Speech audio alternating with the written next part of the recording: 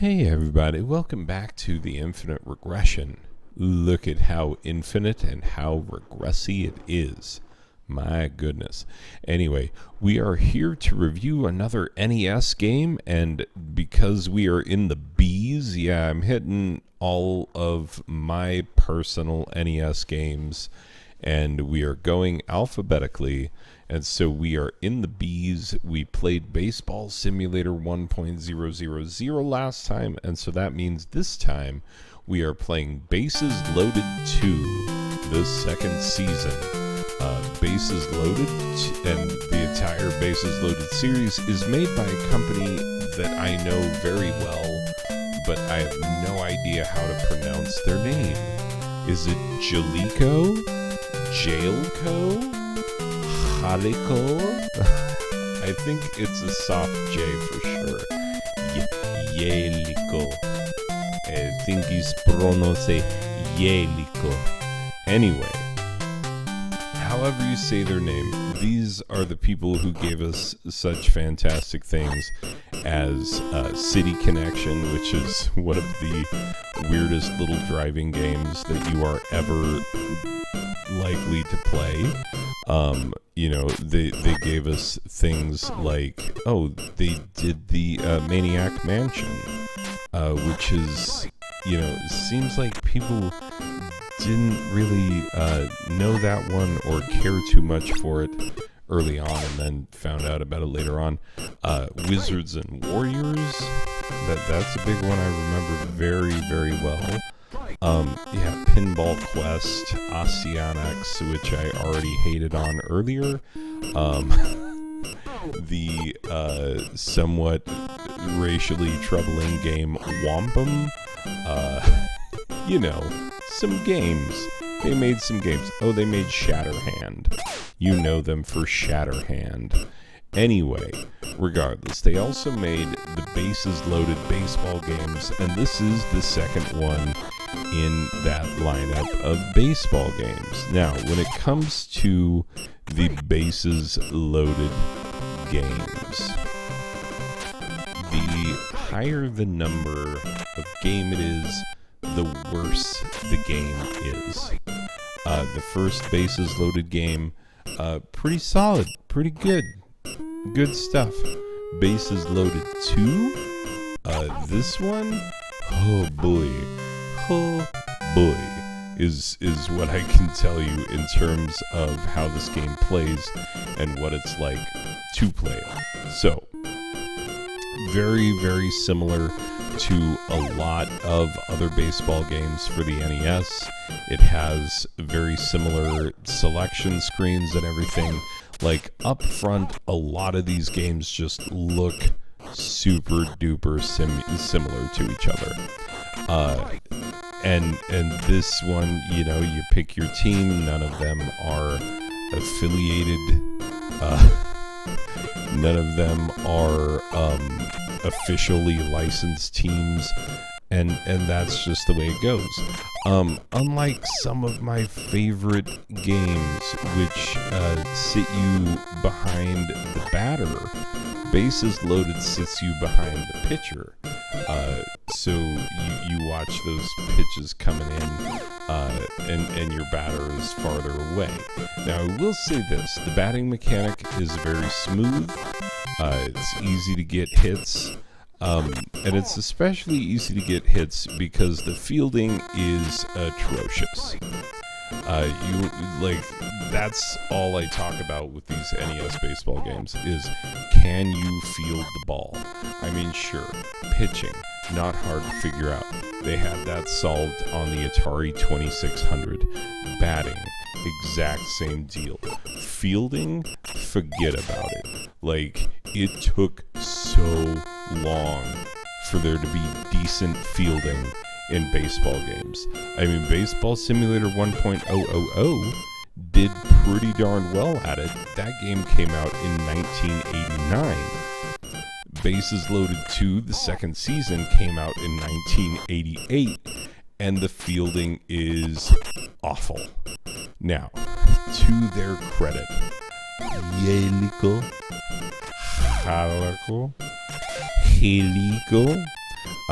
however you pronounce their name, they certainly tried. Boy, did they try to give you a fielding mechanic that even halfway worked. What they did was they made your fielders automatically break toward the ball.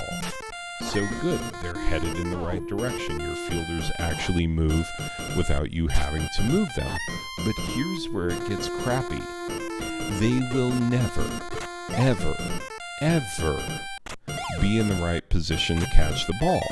They will move right next to where they need to be in order to catch the ball. But you know what the hardest part is? Figuring out which direction to move when the ball comes your way. So it's just really, really, really frustrating. And not only that, I have never seen a game that is harder to throw the ball to the correct base. I mean, come on, it's a D-pad. So you just, like, ever since the dawn of D-pads and baseball games, it has been that down is home, and right is first, and up is second, and left is third. Everybody knows that. It is the exact orientation of the bases if you are looking at them from above. Easy peasy. It is allegedly that way in this game, but best of luck.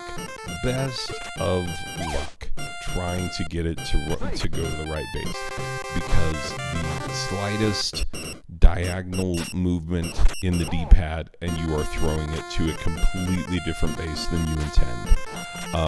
Yeah, when I played Baseball Simulator 1.000, which, God, they needed a better game for that, better name for that game. But for this one, my goodness, come on. Like, I didn't turn a single double play. I did not turn a single double play. And because the fielding is so bad, and don't get me wrong, it feels at first like the fielding might be promising. You see your fielders move in the right direction toward the ball, and they are speedy. Man, those guys are quick. But, yeah, like literally, they are the fastest fielders I've ever seen in an NES baseball game. Like, if you put them in a foot race, they are Bo Jackson Tecmo Bowl fast. But they are stupid. They do not go where you want them to go. And when they get the ball, who knows where they're going to throw it? Who knows where they're going to throw it? Probably not to the right base. And because fielding is literally half the game, it means that literally half the game is borderline unplayable. And that is so frustrating. It's so frustrating. Also, don't get me started on the fact that, like, when you're looking at the pitching and batting, pitcher and batter look great. They look great. Everything looks fantastic. You can see the players in the dugout. The crowd is behind you there. Catcher, umpire, everything is where it needs to be, and it is as good as 8-bit pixel art can be for the image of a pitcher throwing the ball to a batter. It's as good as it can possibly look on the NES. And then the ball gets hit. And then you get something that's like, you all of a sudden look like, you're playing Pitfall on the 2600 all of a sudden because of how weirdly disjointed and made up of blocks the fielders are.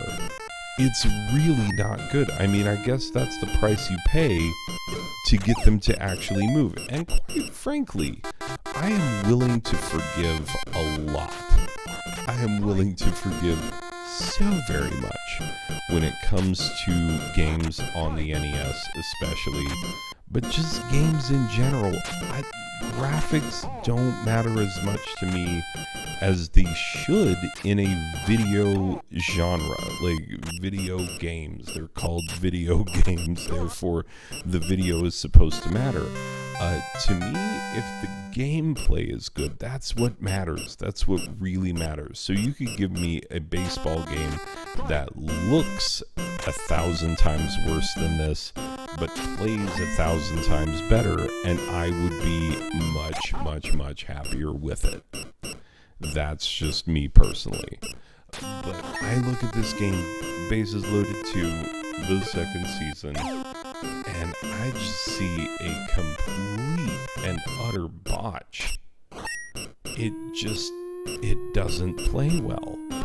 And when you go back and you look at Bases Loaded 1, which I don't own a physical copy of, but I played in emulation like a million times over, and I had a friend who had it on his NES back in the day.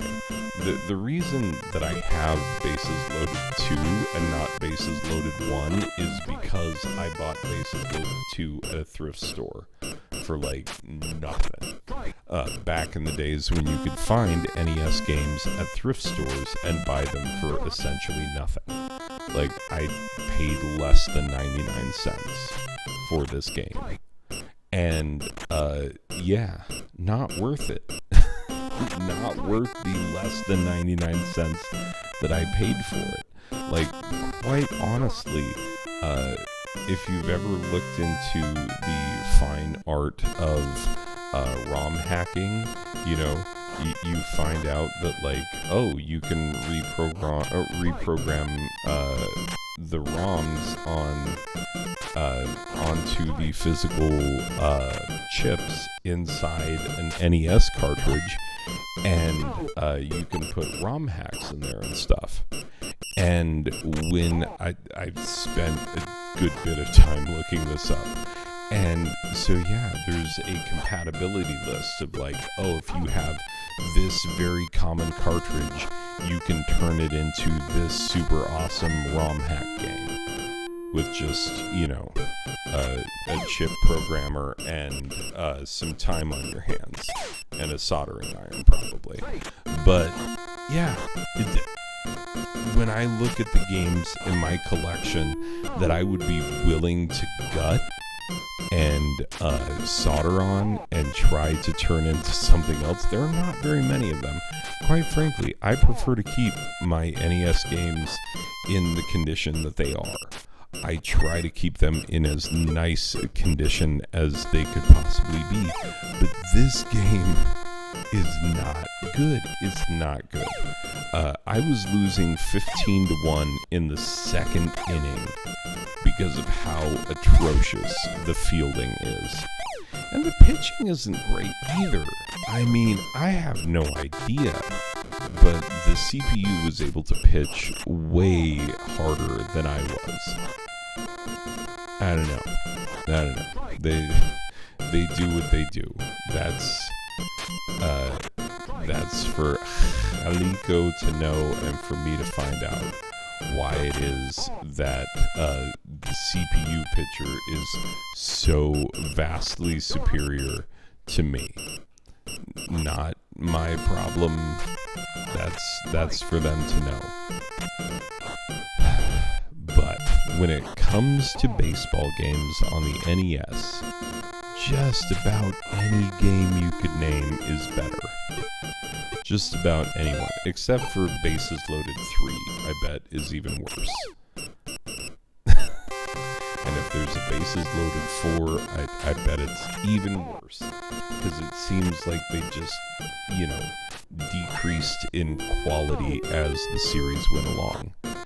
And sorry, that's a shame, Jaleco, because you can do better. They did better. They made good games. They also made weird games. And weird is not necessarily bad. But bad is bad, and this game is bad, and it should feel bad. Anyway, give me a second, I'll put a final score on it. So, Bases Loaded 2, second season, brought to us by Jaleco.